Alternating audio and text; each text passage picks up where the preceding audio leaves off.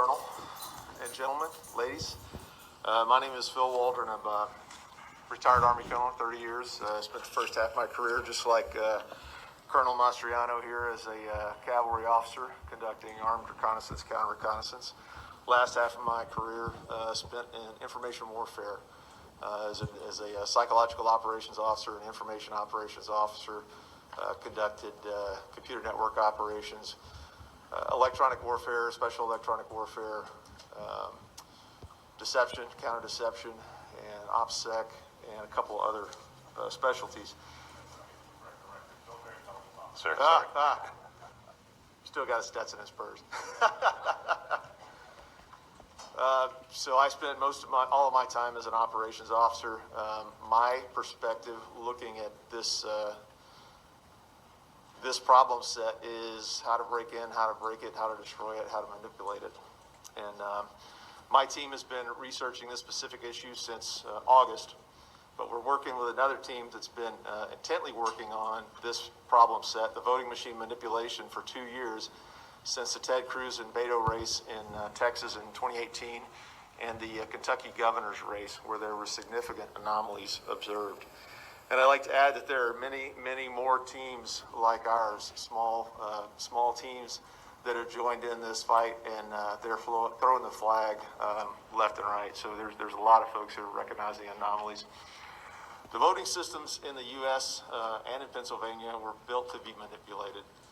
They've been used in elections around the world and stolen elections around the world in Venezuela, Italy, Argentina, Singapore, Bolivia as close as 2 weeks ago. Philadelphia uses ES&S, Pittsburgh uses Dominion, other counties in Pennsylvania use Dominion and other systems. So what's the real deal? So all of these election systems have a common DNA. SGO Smartmatic sold Sequoia voting systems to Dominion in 2010, and then the Diebold company spun off Premier Election Systems to Dominion as a result of an antitrust suit. So the bottom line is that these systems have similar code and similar functions. And just so you know, I know there have been statements to the contrary, but I personally debriefed the son of a Cuban intelligence officer who had firsthand knowledge of Hugo Chavez's family members, who told him not to worry about the populist threat against Maduro's election in Venezuela. Quote unquote, that it was guaranteed. Their father invested the money to build the SGO voting machine system. So I have no reason to doubt this gentleman. He's sworn an affidavit to this effect. But that's the root of the SGO voting machines. So these systems are not what you've been told. They are connected to the internet and servers outside of the U.S. They're connected from top to the bottom in the middle. There is no transparency, as our previous witnesses mentioned, as to how the voter information is processed, how and where it's stored. The voting record is able to be modified and or deleted by operators, administrators, and outside threats.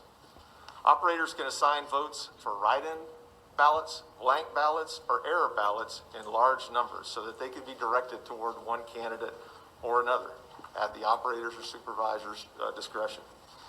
And many experts have published how easily these machines can be hacked to manipulate votes.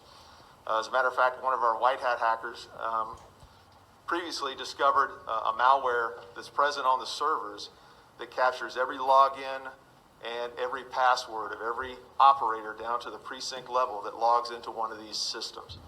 It's just like giving the password to your bank account out, putting it on the dark web. It's not going to be there very long.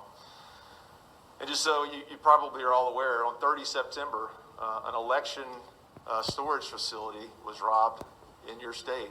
30 USB devices were stolen and a laptop. Those USB devices more than likely had encryption devices, and you've just heard another previous witness talk about the non-standard use of the USB storage devices. So these systems, in a nutshell, allow authorized and unauthorized users to cancel votes, shift votes, preload votes, vote blank ballots, all in real time and in large numbers. They're connected from the top to the bottom. So one bad actor or a team of bad actors can have equally negative inputs. It's been